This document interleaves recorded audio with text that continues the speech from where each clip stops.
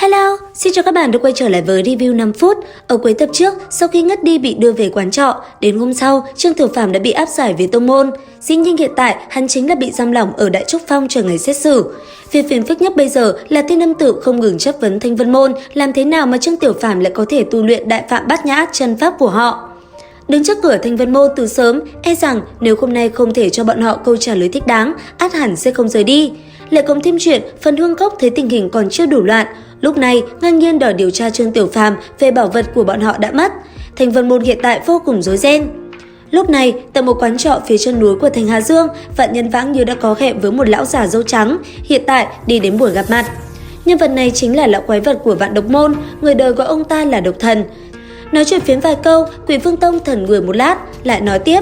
Hôm nay, tại hạ đến đây, đúng là thính tâm mong lão đứng ra chủ trì đại cục.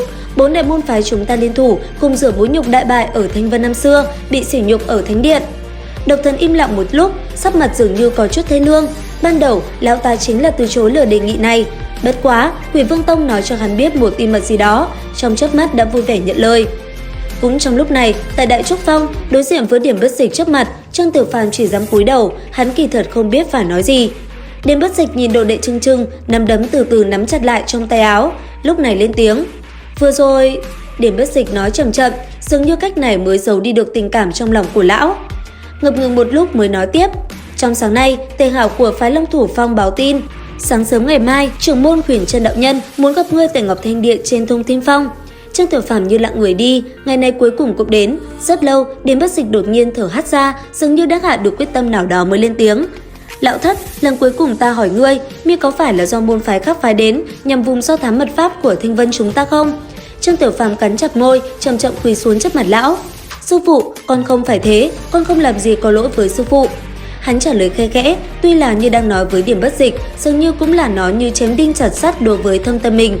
Trong ánh mặt trời, phảng phất có một tiếng than thở nhẹ nhẹ.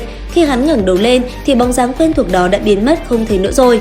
Con đường núi phía sau Đại Trúc Phong đã lâu Trương Tiểu Phàm không đi qua, trên đường chỉ thấy một màu xanh tươi tốt.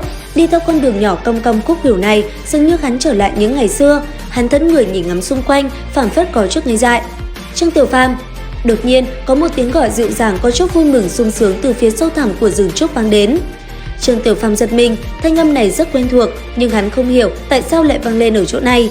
Hắn lập tức quay người lại, nhìn về hướng phát ra âm thanh, khựng người lại, đột nhiên nhìn thấy trong bóng trúc, bộ xiêm y màu xanh của Bích Giao như hòa làm một với nơi đây, đẹp đến lạ thường. Bích Giao từ từ bước lại, ánh mắt long lanh chẳng ngập nét tươi cười dịu dàng. Trương Tiểu Phàm trong lòng kích động, vô ý thức cắn chặt môi dưới lắp bắp. Cô, sao cô lại ở đây? Vạn nhất bị người ta nhìn thấy thì sao? Mạo hiểm quá.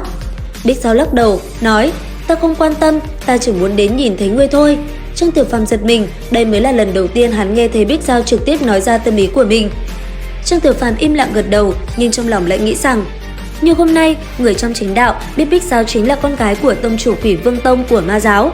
Lúc này, nếu bị mọi người phát hiện là hắn lại đang cùng nói chuyện với cô ấy, hậu quả ra sao chắc chắn không cần nói cũng sẽ biết. Từ trước tới nay chưa từng phát giác, thậm chí ngay cả khi hai người bị cuốn trong dịch huyết động dưới Tử Linh Huyệt, Trương Tiểu Phàm cũng không cảm giác được sự gần gũi như thế này. Hồi lâu, hắn mới cất tiếng gọi, Bích Giao. Trương Tiểu Phàm nhìn nàng chăm chú, cất tiếng hỏi, tại sao nàng lại tốt với ta như vậy?